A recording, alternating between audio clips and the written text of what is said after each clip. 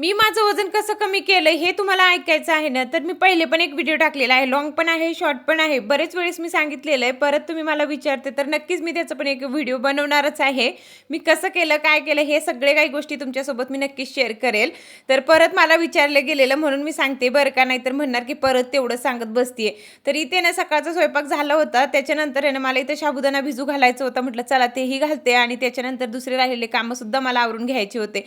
आईनं ना लसूण दिलं होतं गावाकडून. कसं गावरान लसूणची मजाच वेगळी असते. आपण इथलं कोणतंही लसूण आणू द्या चांगलं लागत नाही.